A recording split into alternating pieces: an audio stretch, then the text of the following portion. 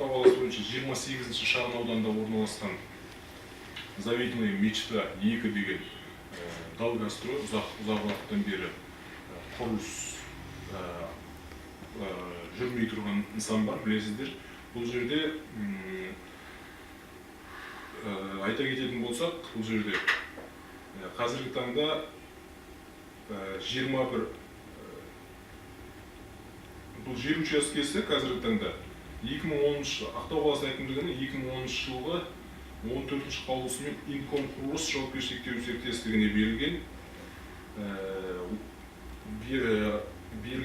28 шағын ауданында автовокзал ауданында көлемі 4440 жаңадан мешіт салу мәселесі көтерілген болатын. Ол жерге бүгінгі таңда бұл жердің барлығы Алтыбаш әулиенің ұсынысына сәйкес қала әкімдігіне жазған жер учаскесі қосымша беру жөнінде шешімдер қабылданып, құжаттар рәсімделіп жатыр және жаңа айналасындағы заңсыз орналастырылған құрылыстардың барлығы сүріліп алынып тасталды. Бүгінгі таңда тек қана құрылыс жұмыстарын жүргізуге ешқандай кедергі жоқ. Сонымен қатар қасында орналасқан жеке кәсіпкердің де жері бар. Бұл жерде мемлекеттік қажеттілік мақсатында алу жөнінде де тиісті жұмыстар жүргізіліп, келісім процедуралары жүргізіліп отыр. Тек қана енді жаңа жер пайдаланушыға тең көлемде жер берсек, мешіттің мәселесі шешіледі.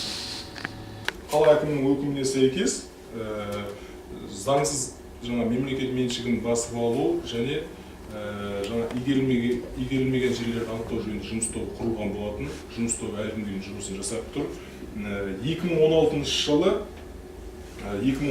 жылы 37 жер учаскесі анықталып, игерілмеген. Жер инспекциясына акт толтырып жіберілді.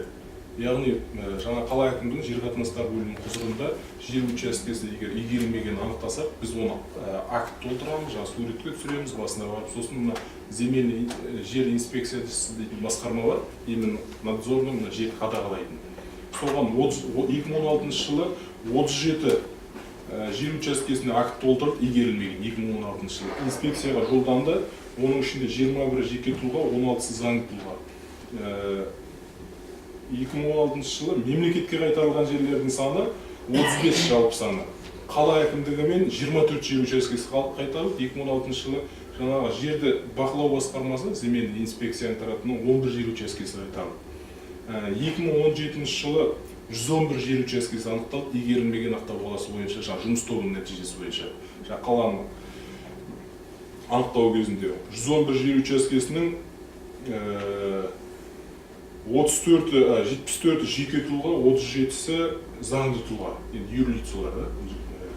Соның ішінде 15 жер учаскесі мемлекет меншігіне қайтарылып, 8 жер учаскесі біз қалалық әкімшіліктің өзіміздің тарапымыздан қайтарылып, 7 жер учаскесі жер инспекциясының тарапынан қайтарылып, 2017 жылы. 2018 жылға келетін болсақ, 51 жер учаскесінде анықталды, 51 игерілмей жатырған 2018 жылы. Соның 14-не бүгінгі таңда нұсқама берілген ескерту. 14-нің 5-еуі жеке тұлға, 9-ы заңды тұлға. Бұл жерде жалпы жер кодексінде де негізгі мақсат жерді жаңағы қайтарып алу емес негізі. Біз бұл жерді игерілмей жатырғанын анықтадық па, жер инспекциясы басқарманың тарапынан нұсқама беріледі ғой, жаңағы жердің иесіне. Ол бір жылдың ішінде игеруіңіз керек деген нұсқама беріледі. Бір жылдың ішінде ол игермей жатса, тек қана сот арқылы мемлекетке кейін қарай қайтарылады. 51 жер деп айттым,